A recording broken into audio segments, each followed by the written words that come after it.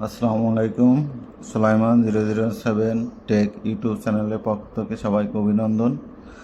আজকে আমরা দেখব C2 এবং C11 ইউনিটের মধ্যে মৌলিক কী পার্থক্য।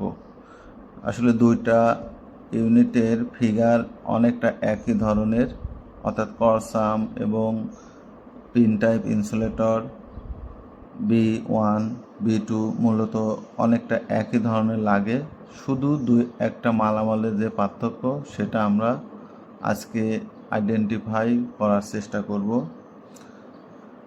C11 মূলত ডাবল করসাম, ডাবল সাপোর্ট কিন্তু ট্যানজেন্ট লাইন, আর C2 ডাবল করসাম, ডাবল সাপোর্ট কিন্তু অ্যাঙ্গেল 0 থেকে 30 ডিগ্রি।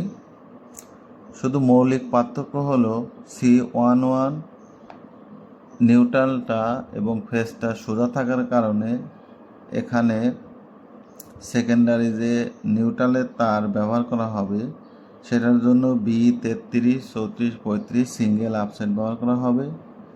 আর এইখানে নিউট্রাল যেহেতু অ্যাঙ্গেল হবে সেজন্য সেকেন্ডারি কেলভিস B72 একটু শক্তিশালী হবে এবং এই মাঝখানের এই বলটা হবে হলো B6 বা 7 বা 8।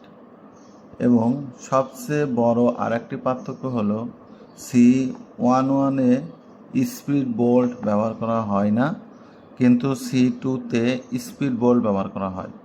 কারণ এই যে C2 হলো কাঠের খুঁটি, যখন এই কাঠের খুঁটিতে দুই পাশে দুইটা B1 স্থাপন করা হয় এবং অ্যাঙ্গেল 0 থেকে 30 ডিগ্রি থাকার কারণে কাঠের খুঁটিটা ফেটে যেতে পারে, এজন্য আলাদা এখানে একটা B6 বা 7 মেশিন বোল্ট দিয়ে দুই পাশে দুইটা ওয়াশার দিয়ে আটকে দেওয়া হয়। এটাই মূলত স্পিড বোল্ট। ধন্যবাদ সবাইকে। মূলত এটুকুই পার্থক্য।